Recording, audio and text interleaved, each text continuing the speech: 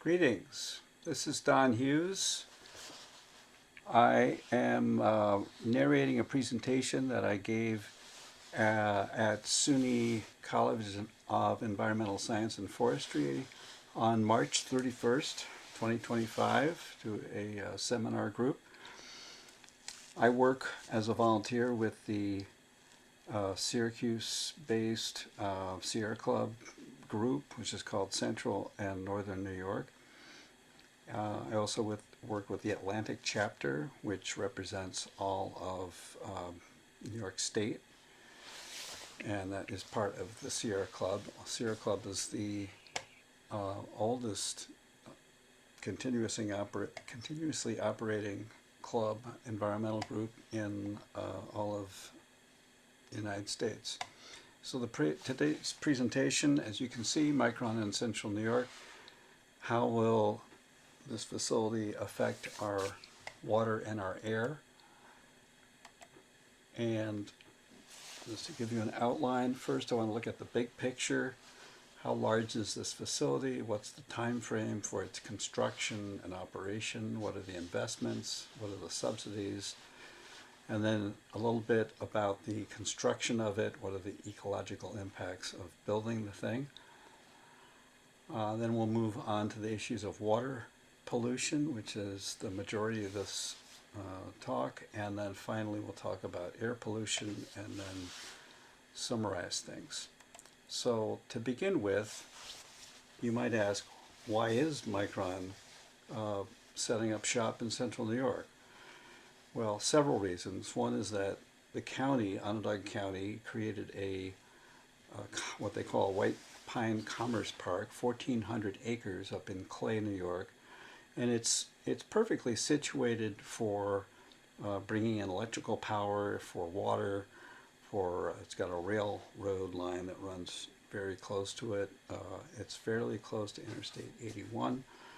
So from that point of view, it is rather ideally situated for an industrial site. Unfortunately, there's a lot of wetlands in it, as we'll get to. But the other key factor is the CHIPS and Science Act, which was passed on August 9th, signed into law by President Biden. It was a bipartisan bill that provided billions, with a B, billions of dollars in grants for semiconductors to move back into the United States and set up manufacturing facilities here. In addition, New York State has this thing called the Green Chips program, which provides large tax credits. You can see for this facility, $5.5 billion, and that's in addition to all the federal money. The timeline for this is that the EIS, that's the Environmental Impact Statement, which is, as I speak, is being reviewed by federal and state agencies, will be released for public comment. Best estimate is early June for that. And there will be a 45-day public comment period, possibly extended. And the company is looking to start operations, or rather start building the facility in November or December. It has to, the EIS has to be finalized. They have to respond to public comments and then get approved by the federal and county agencies. Overall, there's 4 what they call fabs. These are large factories for building semiconductor chips, and within about 6 years we expect the first one of these to be in operation, and the second one will be under construction. There's lots of utilities that are involved here, bringing water to the site, bringing electricity to the site, having a railroad spur built to the site, and finally wastewater treatment has to be set up. And construction involves a lot of material to be brought in, as we'll talk about later. And then there's an EIS point in 2034 where they're evaluating environmental impacts. By 2037, we expect both of those first two fabs to be operating, and then, assuming things go as planned, the third fab will be being constructed. And by 2041, if things go as planned, all four of the fabs will be in operation.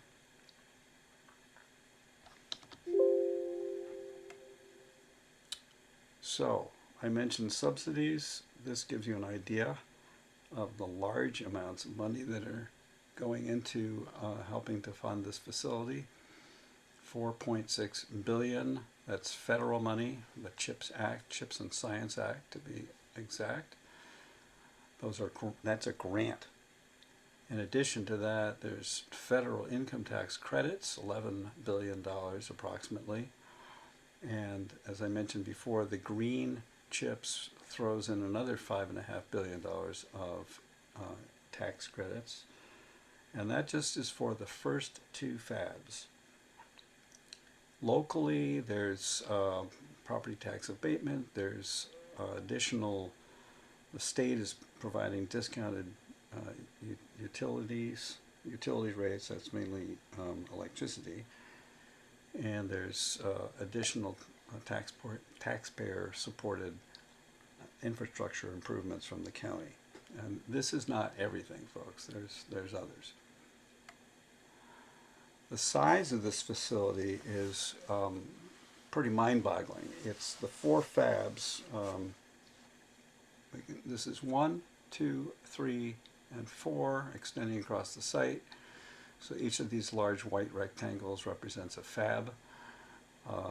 There's the in-between little white blobs and gray zones are support buildings, support tanks, little round things, many tanks. There's a lot of chemicals involved in this operation. These are evaporation ponds here.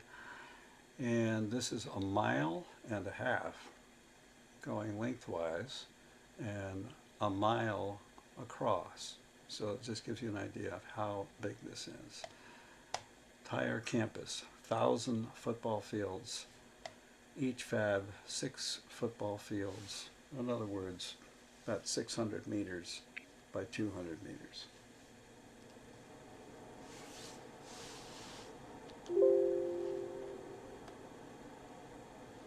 This is gives you a little more perspective on the whole scene. There's the campus, the Micron campus.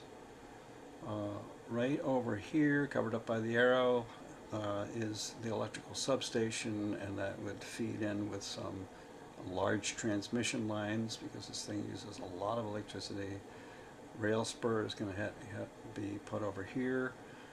Water line, the water line starts at Lake Ontario. This is Oswego up here, that's the lake. There's an existing line. This will be supplemented with an additional transmission line to bring more water up from the lake. It will be pumped uphill. This is the line coming across here, and then that'll feed into the facility. Micron then has to send its wastewater off for treatment. There will be a on-site treatment facility, and then it will be sent over to the county. The county will have its existing sanitary sewage treatment plant, which will be expanded, but before that there will be a special pre-treatment plant set up here. So both of those things are at the county facility.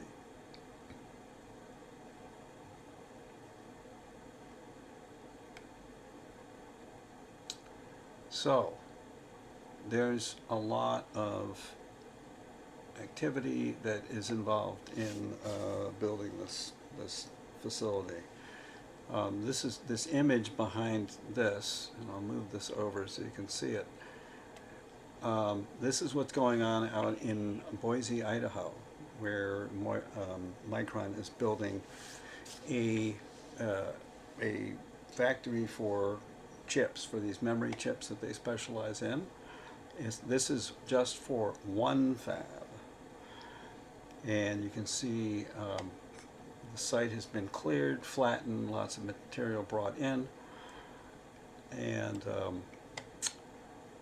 what has to happen at the site in Clay is to excavate out the existing wetlands, bring in many million cubic yards of fill material, pour many thousands of cubic yards of concrete to for the fabs, which have to be very vibration proof, so the concrete is quite thick.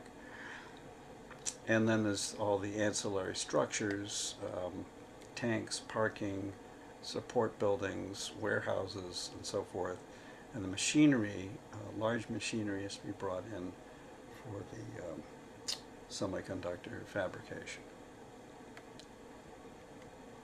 So I just want to emphasize the fact that Boise, Idaho, they're building one fab, and in Clay, they're going to start with 2, but the plan is to build 4.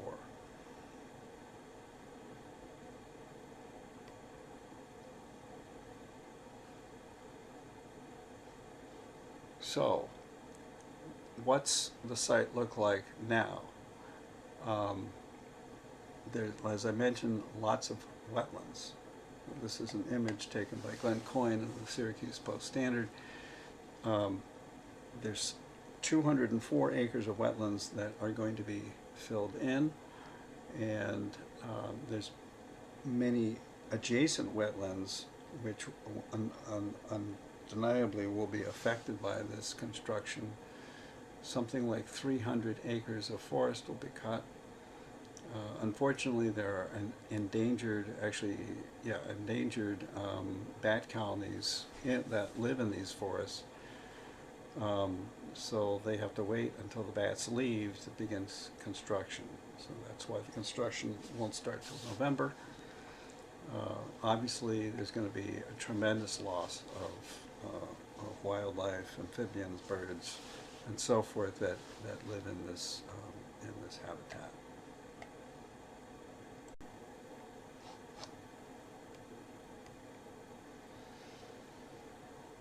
Okay, so since Micron is going to be destroying these wetlands, filling them in, as the terminology goes, they have to replace the wetlands. They have to do what's called mitigation. Typically, several times as much wetlands are created to compensate for the loss of wetlands. This map shows the locations of other wetlands that will be created through an outfit called the Wetlands Trust in Ithaca. And this is what's to be created overall, 384 acres of new wetlands, mostly on existing agricultural land. And streams that will be lost, over about 1.25 miles of streams will be replaced by about 2.5 miles of streams. So the ratio here is about, well, not even 2 to 1.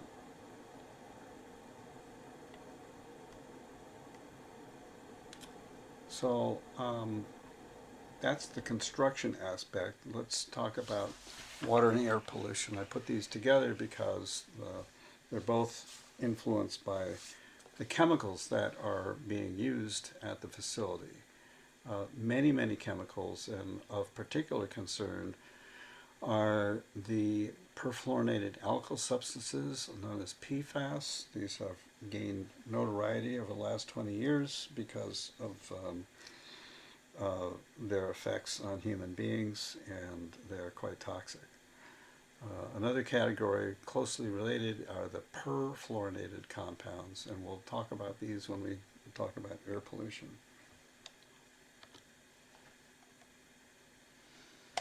So, hazardous materials, quite a few.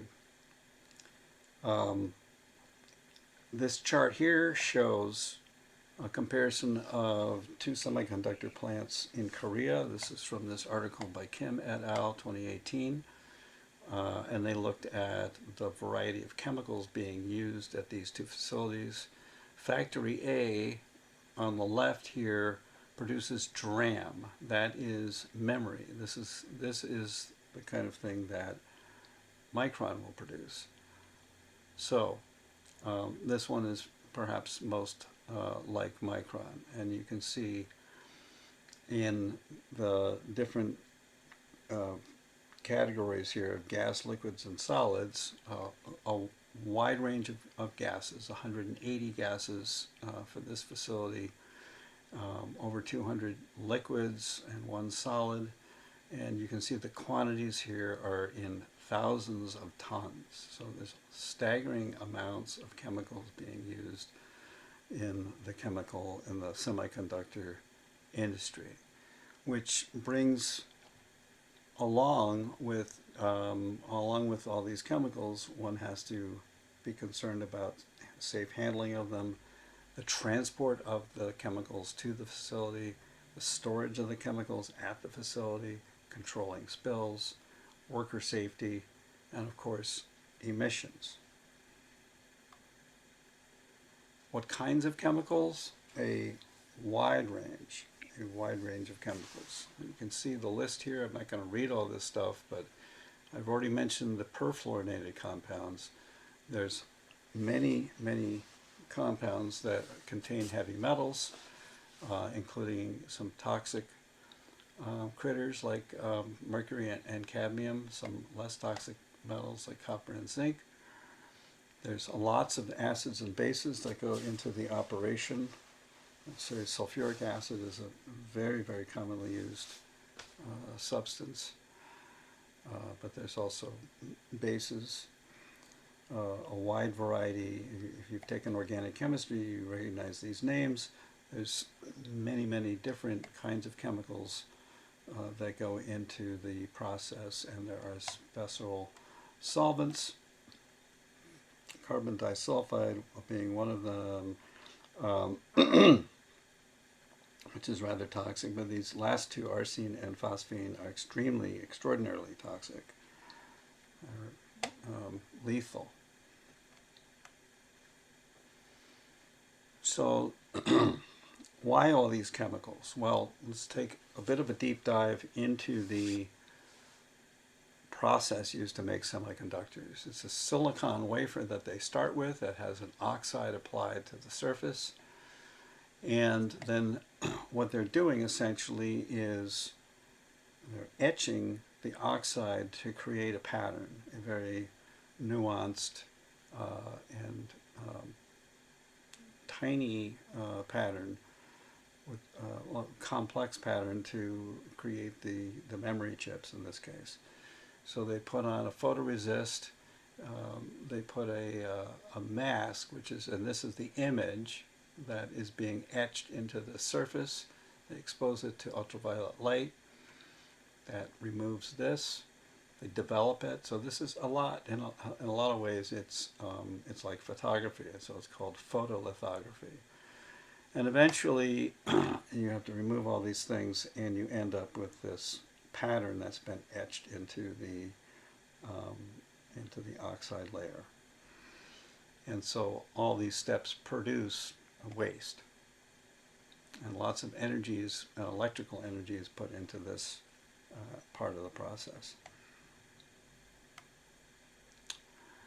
So stepping back, here's the whole plant, this cycle of making the pattern and etching and removing the waste chemicals, applying more chemicals, goes round and round, and we're left with outputs of air emissions, wastewater, and some solid and liquid waste streams. I'm going to concentrate on the wastewater and the air emissions. So here's the water picture.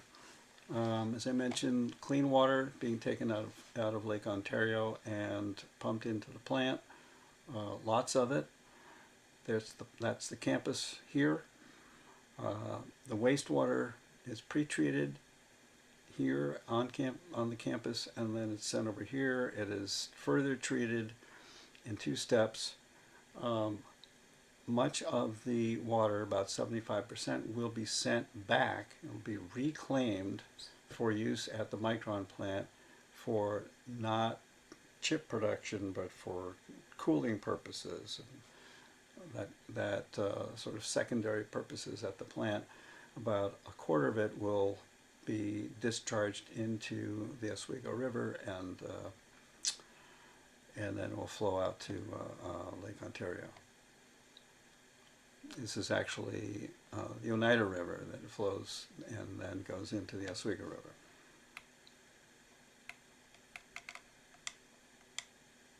So, infrastructure.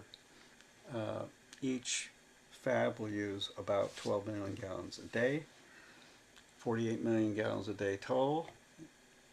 That's about equivalent to how much water the city of Syracuse uses. As I mentioned, pre-treatment is followed by a conventional sewage treatment. These things happen at the county facility. The county will be building these pre-treatment and conventional sewage treatment upgrades. The number I've heard is $1 billion to do all that, and then they're simply sending the bill to Micron. But an important note here is that it's the county's responsibility. It becomes their responsibility to treat the wastewater, not Micron's. Here is an example of a wastewater treatment facility at another site. This is a confidential site.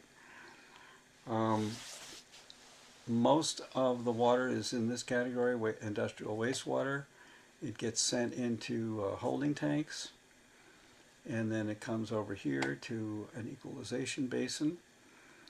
It then is it's acidified on the way in here, and then they raise the pH, which causes a lot of precipitation to take place. That's aided with polymer, which helps the particles settle. The solids are then sent into a thickening process and ultimately into what's called a filter press, which dewaters the solid. The filter cake is sent off site for disposal, and the liquids are sent back into the head of the process. The final step after this settling is to adjust the pH so it's neutral, and then send it out to a river. There are some other steps in this. For smaller volumes of waste, concentrated waste comes in here, is acidified, is the pH is raised as it is here. This is, I think, sequence batch reactors, and then it's sent, the effluent is sent and combined with this industrial wastewater. So there's nothing high-tech here. There's a lot of equalization and adjustment of pH and settling processes.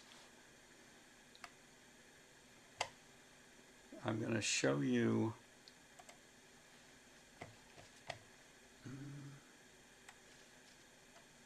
a permit. This is for a semiconductor in Vermont called Global Foundries, and this gives you an idea of what the permit's going to look like. I expect it to be similar for Micron. And I'll try to raise this up.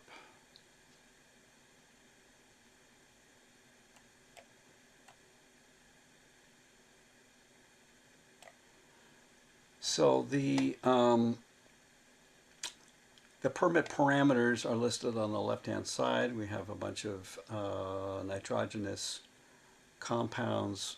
This is simply BODs to start with, is biological oxygen demand. These are typical sewage sewage treatment kind of parameters: nitrogen, ammonia, nitrite, and nitrate, and so forth.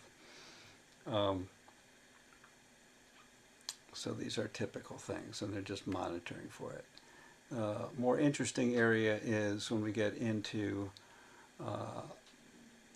discharges of metals. So you see a whole slew of metals: cadmium, chromium, copper, iron, lead, nickel, silver, zinc.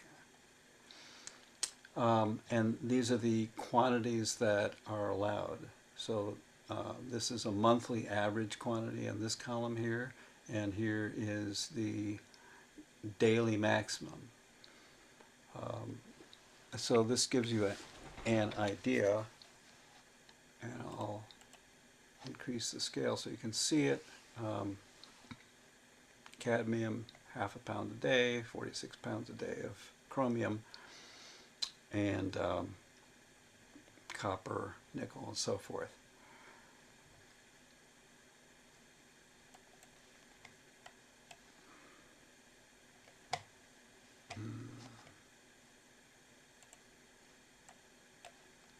Bring this up here. I want to show you the next page, which is got a couple things of interest. One is this whole effluent toxicity. This is where the effluent is, where there's microorganisms that the effluent is expose the microorganisms to the effluent and see how they survive. Actually, not microorganisms, but daphnids. And then finally, PFAS. The compounds listed here are various kinds of perfluorinated alkyl substances. You'll notice that the requirement is simply to monitor. There's no limitations on the discharge.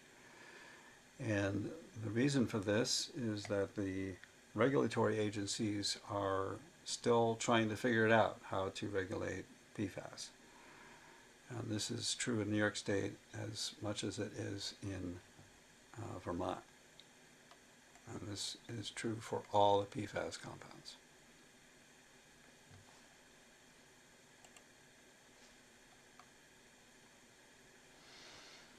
So, PFAS.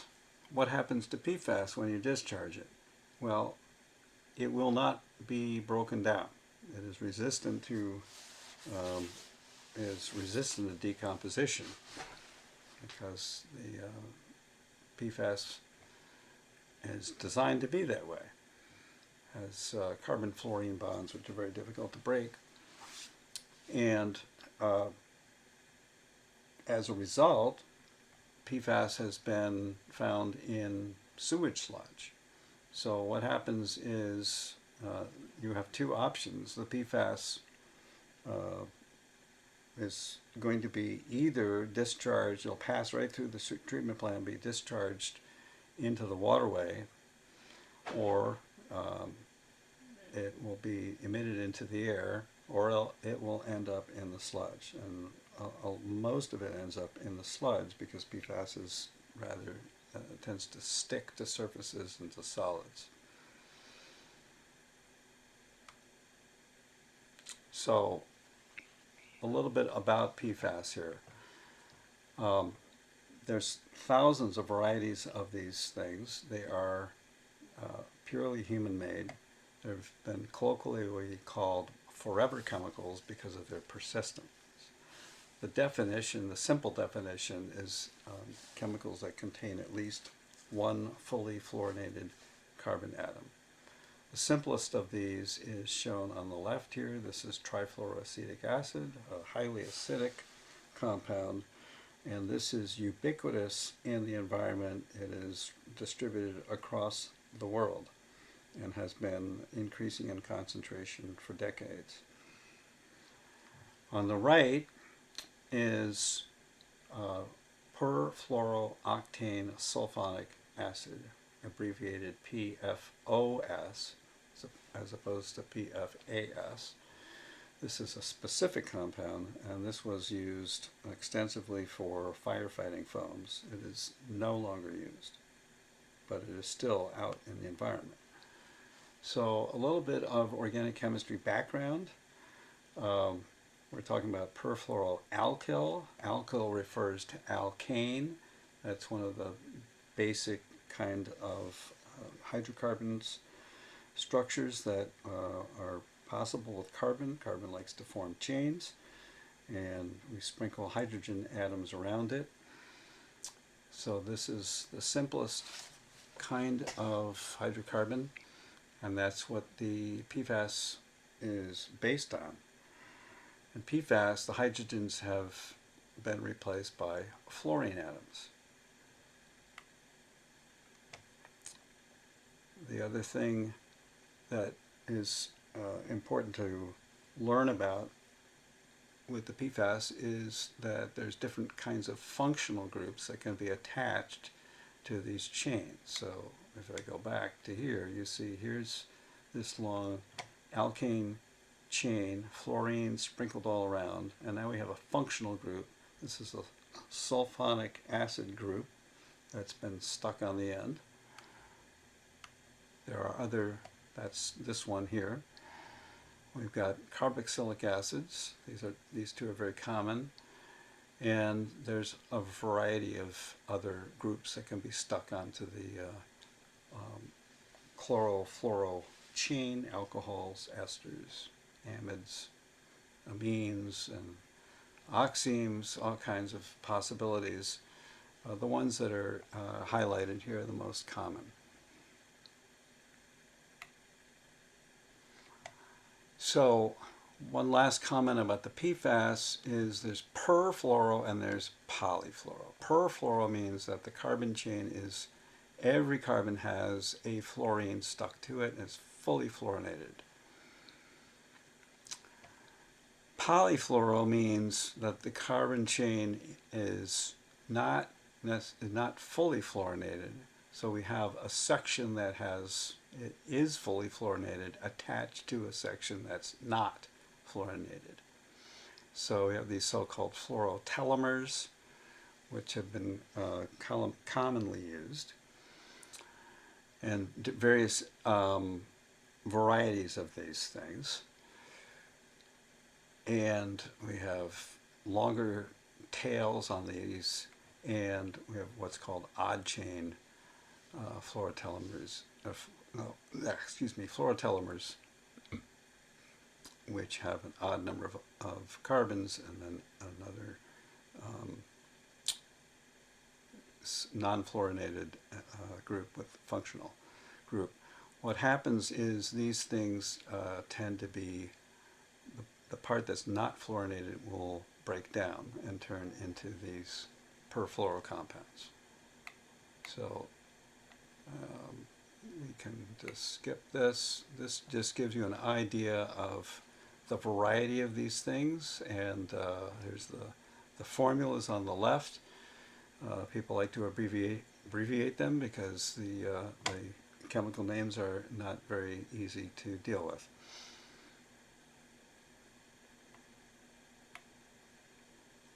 So how do these things get transformed?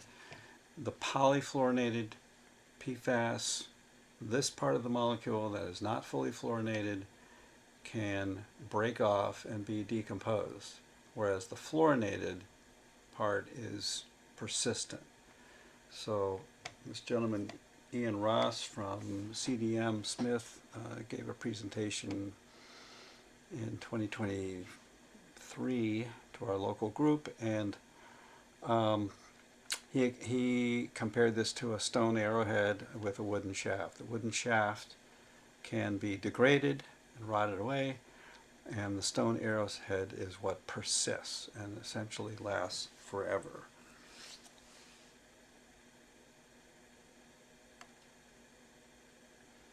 The PFAS universe consists of at least 12,000 different compounds. And as you can imagine, it's rather difficult to measure 12,000 different compounds. The state of the art and the state of the regulations is that right now, these two compounds, PFOA and PFOS, are the ones that have received the most scrutiny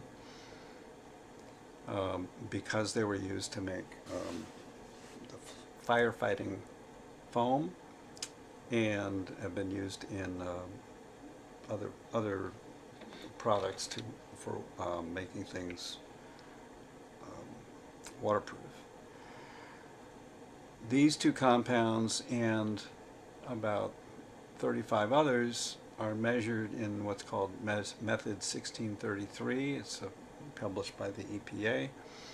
It's a specific method that quantifies up to 40 different compounds. But there's thousands of these things that have been are being used in commerce. I believe there's 4,000 that are registered in the chemical abstracts. And as I mentioned, these things can be transformed. So these complicated forms, which have a fluorinated, have a perfluorinated head and a non-fluorinated tail, can be transformed into other PFAS, and this has been documented. So how do we get our hands on the whole thing? Well, there are a couple different procedures if you want to try to quantify all the PFAS. One is called TOPS, which stands for Total Oxidizable Precursors, and the other one is Total Organic Fluorine. These are not currently recognized by the regulatory agencies, unfortunately.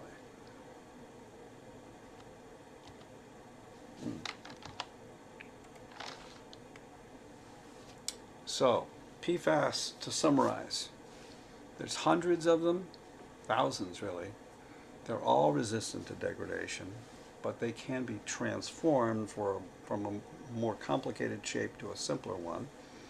And they all have this fluorinated chain and at least one functional group. And this is what makes it stick to surfaces and gives it the durability that is desirable from an industrial point of view.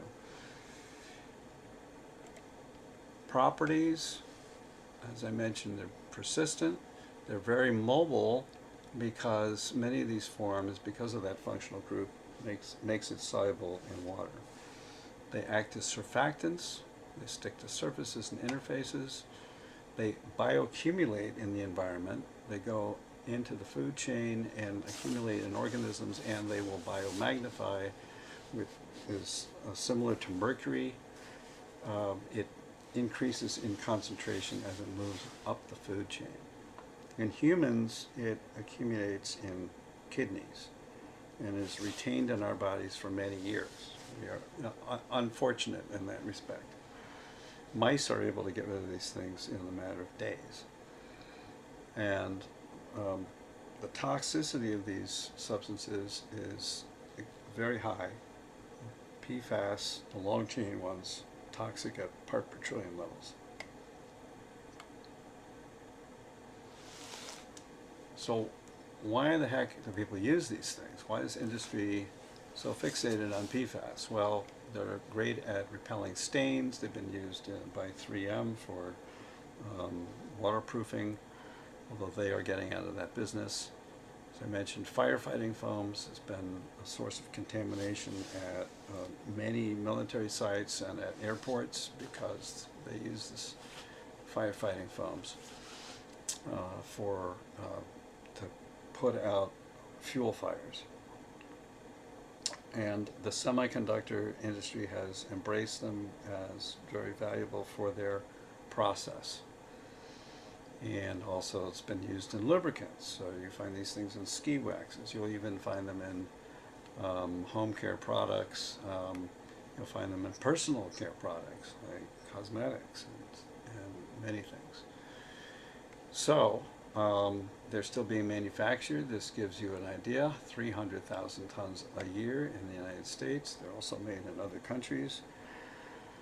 And but in terms of the entire chemical business, PFAS is really not that much. It's about 0.5% of the whole chemical manufacturing business.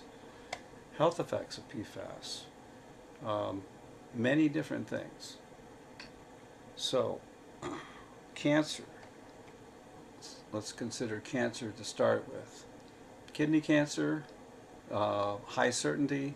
This is high certainty versus low certainty, bold versus not bold. Testicular cancer,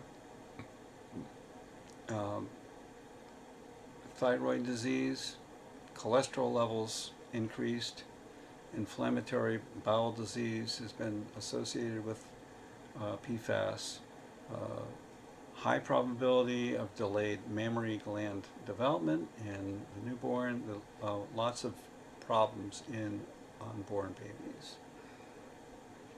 Also linked to obesity and a number of other issues.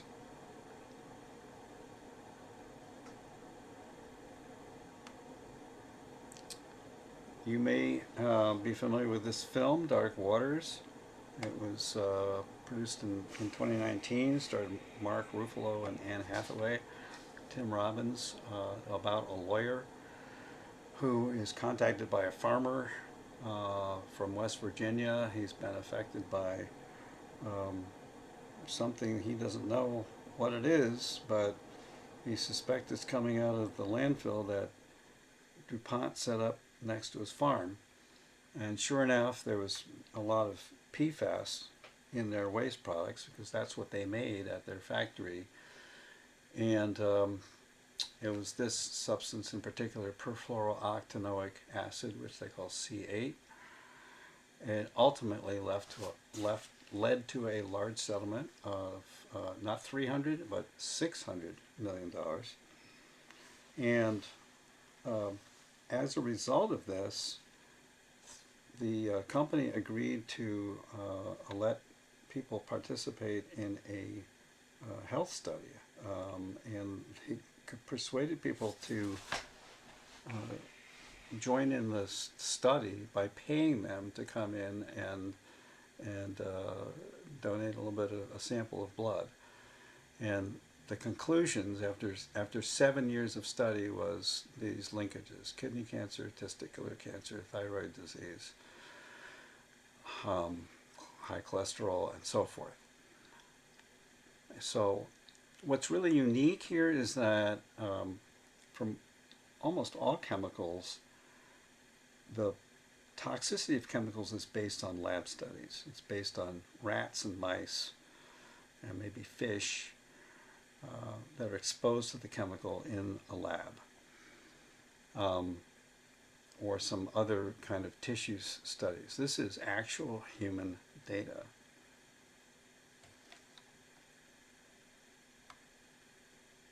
So the EPA, well, let's back up. Let's start with New York State. In New York State, back in before the pandemic, so I'm going to say 2018 or so, they came up with drinking water standards for those two compounds, PFOA and PFOS, 10 parts per trillion. And they proposed for this newer form of PFAS, so-called Gen X, which is a fluorotelmer, also 10 parts per trillion. That never went into effect, and they proposed this 10 to 30. Let's fix the spacing while we're at it, for 19 other forms of PFAS. Then the US EPA, when Joe Biden was still in office, came out with what they call MCLs, and that was gave the industry, I'm going to move this X for a moment, some time, 3 years to study it, and then to notify the public of their results, and then after 5 years achieve compliance. So if they had PFAS, they had to treat their water to get rid of it. This was all went out the door when the Trump administration came in.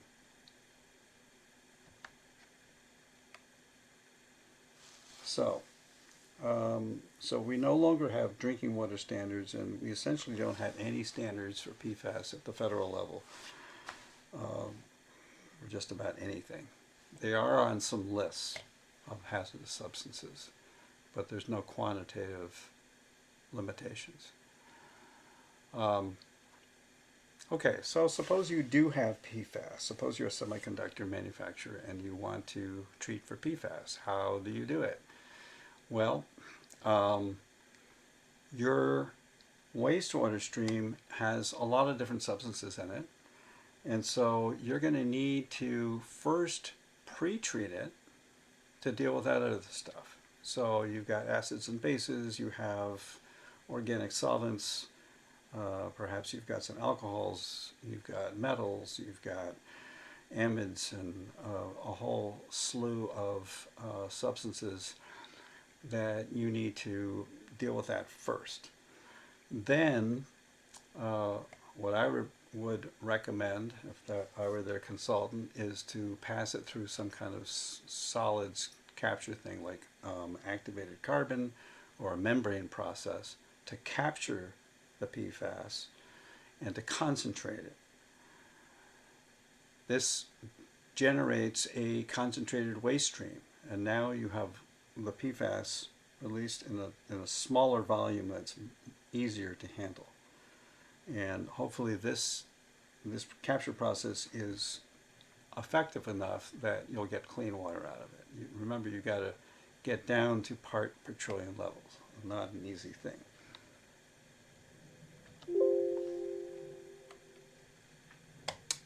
I took a dive into the technologies that are out there for actually destroying PFAS, and there's a number of them. Some of these are actually being studied up at Clarkson University up in the North Country of New York. I know they're looking at this non-thermal plasma, and I think photocatalysis. The efficacy of these things is variable. The best ones look like the plasma, sonolysis, and supercritical water oxidation. But the bottom line is that all of these things, except for this photocatalysis, have very high costs. These seem to be more affordable, but the efficiency of the photocatalysis doesn't seem to be very good. And the drawback on all these technologies, with the possible exception of supercritical water oxidation, they're all at lab scale. These have not been demonstrated at full scale.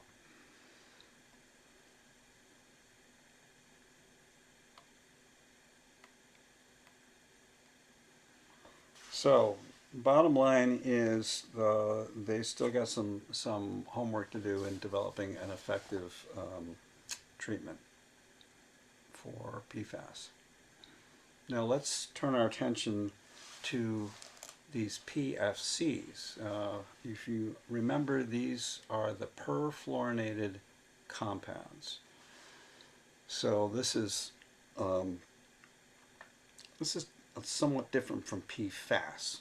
So these are an example, several examples of these perfluorinated compounds. Notice this is based on carbon, so this could be called a PFAS, but NF3, nitrogen trifluoride, is not a PFAS, and SF6 is not a PFAS. These substances are used in the semiconductor industry as part of the etching process, and they're gases. So not liquids, they are gases. So unfortunately, they are very strong greenhouse gases. And so the semiconductor industry wants to reduce their greenhouse gas footprint, and so what they have done is to do this, incineration. send the gas through an incinerator, and then the drawback here is that what you want is complete mineralization. You want these substances to be completely destroyed, but that's not necessarily what you get. What you actually get is that some of it just goes through unchanged, and some of it is partially transformed, and that's what this note here is about. Destruction is not complete. Products of incomplete destruction, or combustion is what that should say, PICs are formed, and some of these things are highly toxic. And so you can, from small compounds like CF4, you can form larger ones, which are then rather toxic. An example of this occurred in Cahos. There's an aggregate producer which was taking in hazardous waste to supplement its fuel and destroy the hazardous waste and be well paid for destroying hazardous waste. Unfortunately, they started to take in firefighting foam, and this facility is called Norlite. They burned this hazardous waste with the firefighting foam, and they ended up dispersing PFAS into the neighboring into the neighborhood nearby. And it's for this very reason that the Defense Department no longer performs, they do not allow incineration of PFAS.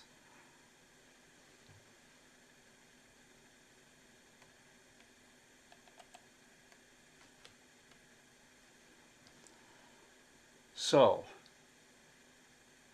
the semiconductor industry, however, does use incineration for these substances. So this text is taken from the Micron, the environmental assessment for the Micron facility in Idaho. And jumble, what does all this mean? Well, we can pick out the important words. They are capturing fluorinated and processed GHGs. That's these guys. They're going to control it through thermal oxidation. That's another word for incinerator. And wet scrubbing. So here's our scrubber. And they convert emissions to lower global warming potential GHGs. What that means that they convert the carbon into carbon dioxide. And they estimate this DRE, that's destruction and removal efficiencies, between 60 and 98%. So the bottom line is that we're taking this stuff, we're running it through an incinerator, we're using natural gas to combust it, we're sending the off gas into a scrubber, a wet scrubber. The air emissions that come out, 2 to 40% of what you put into it is going out into the air. And then you end up with wastewater, which has got PFAS in it, and you've got to deal with this stuff. So that goes back into this issue. So it gets mixed back in with the wastewater.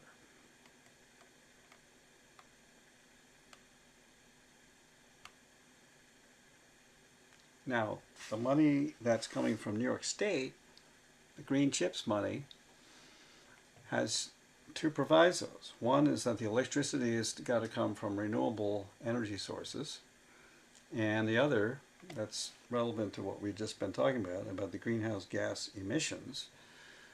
They are required to agree that the GHG emission standards are reasonable, achievable, given the state of technology, and that they're going to mitigate overall facility greenhouse gas emissions. So there is a requirement that to get this money, you have to abate your greenhouse gas emissions. There's also a requirement that they're supposed to use 100% energy generated from renewable energy systems.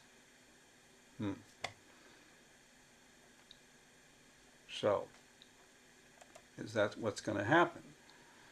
Well, first, let's consider how much electricity this facility is going to use. Fabs 1 and 2, 480 megawatts. That's a huge amount of power. As you can see the number, 500,000 homes. And then an equal amount of power to do the next two fabs. Total 16 billion kilowatt hours of electricity that will increase the amount of electric demand in the entire state by over 10%. It's an enormous amount of electricity. Now, where is it coming from? Well, the state of New York has basically given at discount rates a chunk of energy from Niagara Falls and from the St. Lawrence River. So this is hydroelectric sourced electricity. Okay, on-site solar. They're going to build a little bit of on-site solar, not much. The rest, which is the majority of it, will come from what's called renewable energy credits, which means that you're going to go out into the market and pay somebody to say that they're giving you renewable energy, which is kind of like what you can do on your home utility bill. You can go out and say, okay, I want to have my electricity come from wind. This does not create any new sources of renewable energy. It's simply robbing Peter to pay Paul, so to speak. You're just taking existing renewable energy sources and not creating new stuff. If you were to build renewables, this gives you an idea of what you need to construct. 3 square miles of photovoltaic collectors, in other words, solar cells, solar farms, plus battery storage. And you need to supplement that with wind, 1,000 3-megawatt wind turbines, which would be most effective in the winter. And like I mentioned, there's hydropower, but you can't really build any new hydropower. So that leads to the conclusion that the power that's really, the fuels this thing is really going to come from the existing nuclear power plants. And oh, by the way, the governor wants to build new nuclear power plants, probably in part because of the construction of Micron's new plant. So in summary, the effects of this plant. There's this construction of it. There's the destruction of wetlands. There's the destruction of habitat for endangered bats and other creatures. There's a tremendous consumption of natural resources, the rock, there's the concrete, there's the steel, all of that. Making all of that stuff leads to an enormous carbon footprint. Then there's the wastewater. The wastewater has to deal with the heavy metals, and has to deal with solvents and all those chemicals that I listed before. And of particular concern are these PFAS, which are very, very difficult to treat, to remove, and to actually destroy.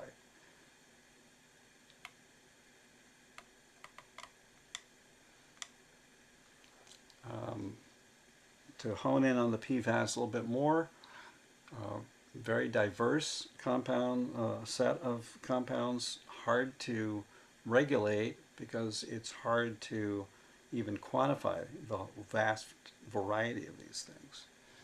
And yet the semiconductor industry has told us many times that these compounds are integral to the way that they make chips, and that they would love to get away from them, but that is going to take a lot of research and development, which is years into the future.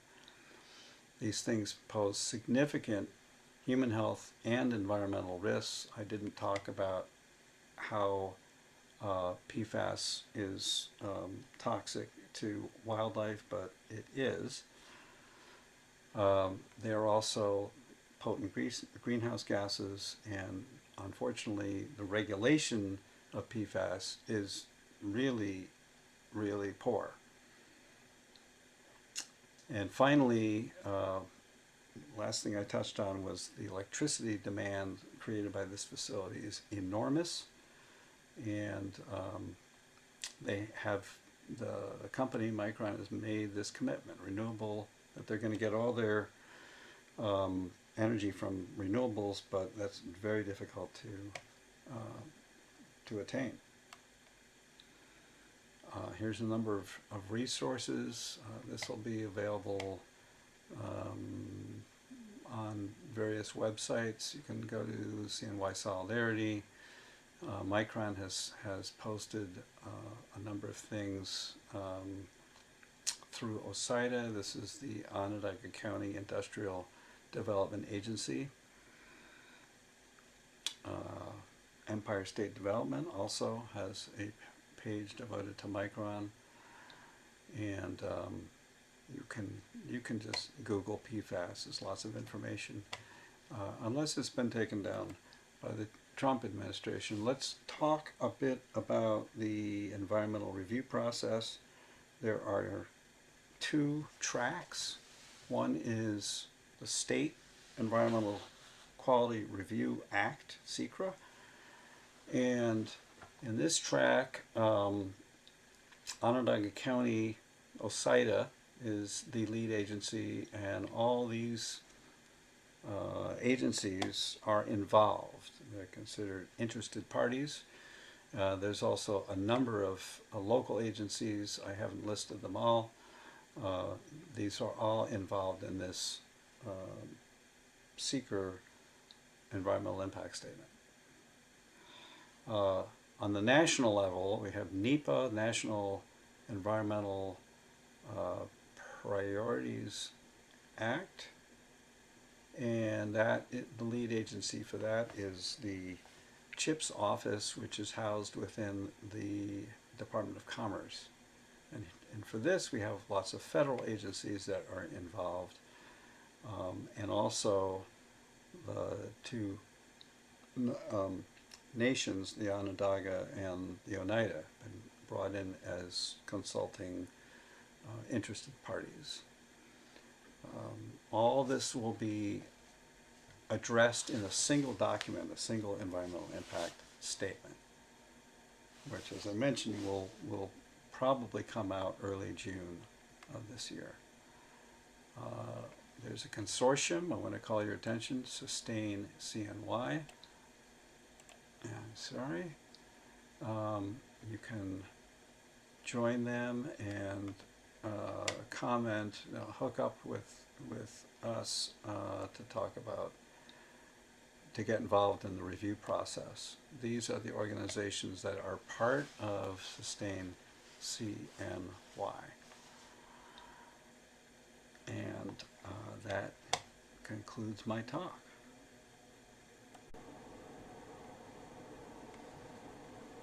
And one more thing, I neglected to show you the website for the Sustain CNY Coalition.